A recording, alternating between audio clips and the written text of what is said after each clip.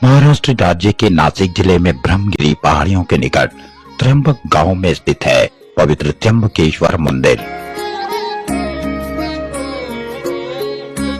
ये भगवान शिव के 12 ज्योतिर्लिंगों में से एक है। इस मंदिर के अंदर एक छोटे से गड्ढे में 3 छोटे छोटे शिवलिंग स्थापित हैं। मान्यता है कि ब्रह्मा विष्णु महेश का इन तीनों शिवलिंगों में वास है। शिव पुराण के अनुसार ब्रह्मगिरी पर्वत पर जाने के लिए 100 सीढ़ियां हैं।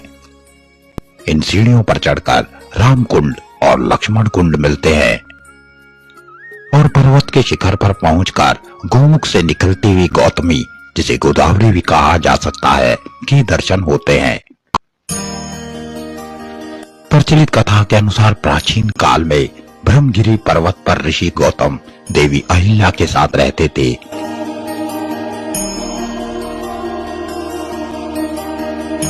इसी क्षेत्र में कई ऋषि मुनि उनसे द्वेष रखते थे और उन्हें नीचा दिखाने की ताक में रहते थे। ऋषियों की गौतम ऋषि के प्रति इसी दुष्प्रवृत्ति के तहत गौतम ऋषि पर गौ हत्या का आरोप लगा दिया गया और कहा गया कि इस पाप के प्रायश्चित के लिए स्वर्ग से पतित पावनी गंगा को इस क्षेत्र में लाना होगा। तब गौतम ऋषि ने शिवलिंग स्थापित कर पूजा शुरू कर दी और आखिरकार ऋषि की भक्ति से प्रसन्न होकर महादेव पार्वती समेत वहां प्रकट हुए और उनसे वर मांगने को कहा। तब गौतम ऋषि ने देवी गंगा को इस स्थान पर भेजने का वरदान मांगा। इस पर देवी गंगा ने कहा, यदि भगवान शिव यहाँ रहेंगे तो वह भी यहीं रहेगी। गंगा के ऐसा कहने पर भगवान शिव त्र्यंबकेश्वर ज्योतिर्लिंग के रूप में वहां रहने को तैयार हो गए और गंगा नदी गौतमी के रूप में वहां बहने लगी। इसी गौतमी का नाम गोदावरी भी है।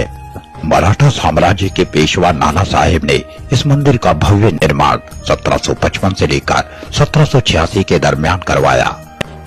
उन्होंने यहाँ विराजित भगवान शिव की प्रतिमा को डायमंड से निर्मित करवाया, मगर एंग्लो मराठा युद्ध के समय अंग्रेजों ने यहाँ के डायमंड को लूट लिया।